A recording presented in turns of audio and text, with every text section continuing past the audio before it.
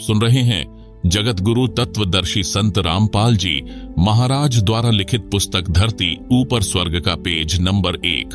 सत साहेब सतगुरु स्वामी रामदेवानंद जी महाराज की जय।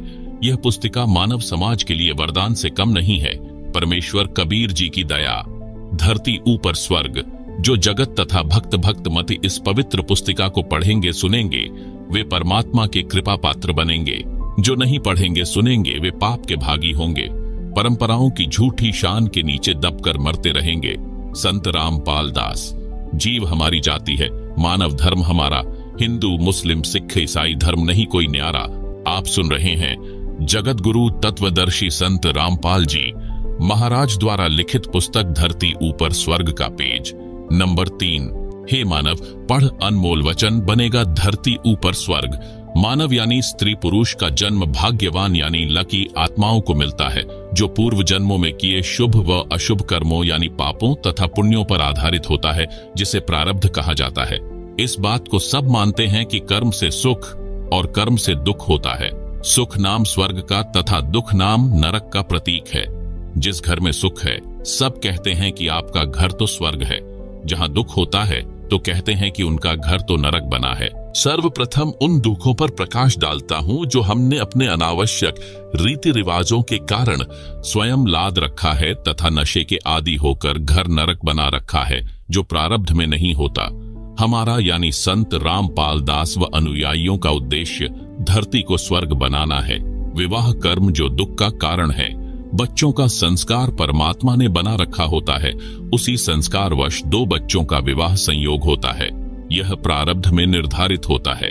इस कार्यक्रम में जो समाज में रीति रिवाज बना रखी है वे इस प्रकार हैं। नंबर 1 दहेज देना व लेना। नंबर 2 गाजे बाजे के साथ डीजे आदि को बजाकर विवाह करना। नंबर 3 शराब का तड़का नहीं लगा तो मजा किरकिरा। शराब पीकर जूते बाजना पूर्व निर्धारित होता है।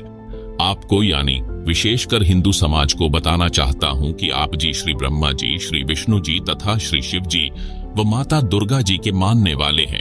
क्या आपको पता है कि माता दुर्गा जी ने अपने तीनों पुत्रों का विवाह कैसे किया था? प्रमाण के साथ पढ़ो।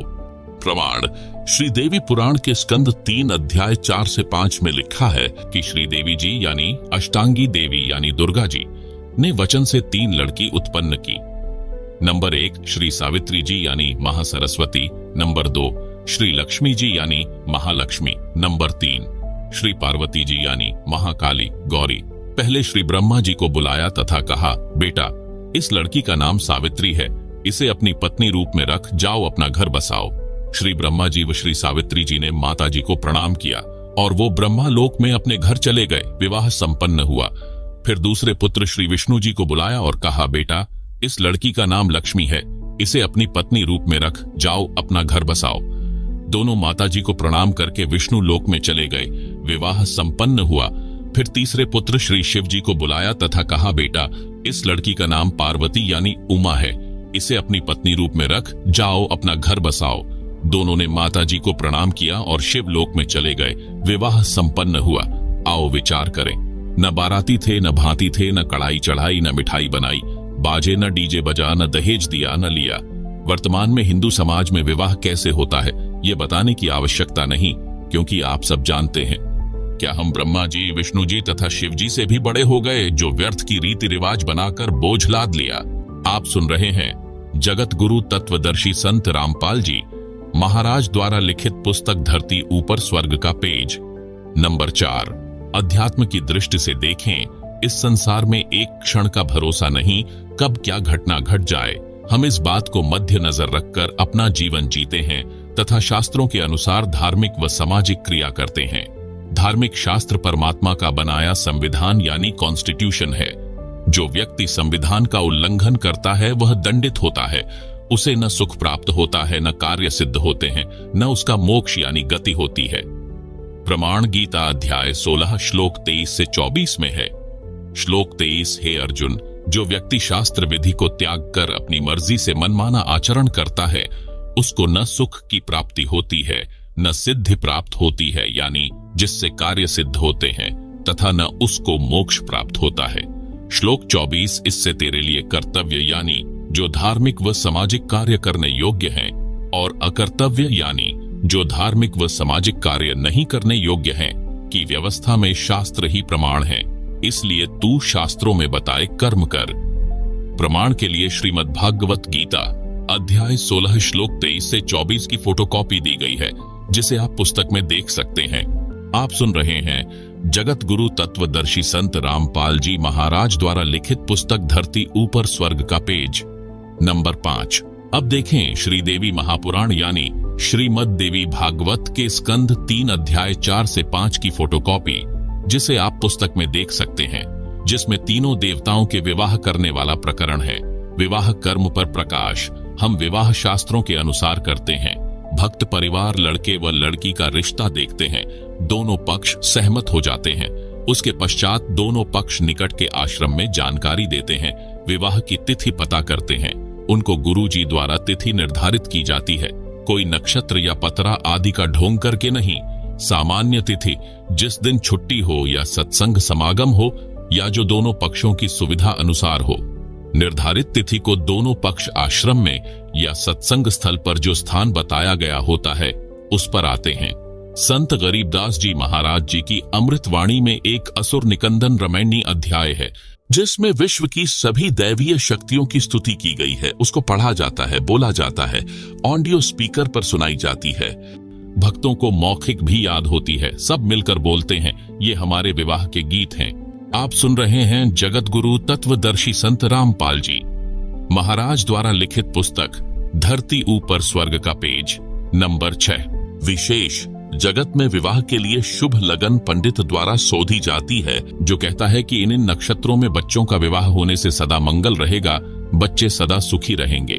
परमात्मा कबीर जी कहा करते कि बच्चों के जो कर्म में लिखा है वह अवश्य मिलता है, इस लगन से कोई बचाव नहीं होता। उदाहरण दिया करते, कबीर वशिष्ठ मुनि से त्रिकाली योगी सौध कर लग्न धरे, सीता हरण मरण दशरथ का, बन बन राम फिरे।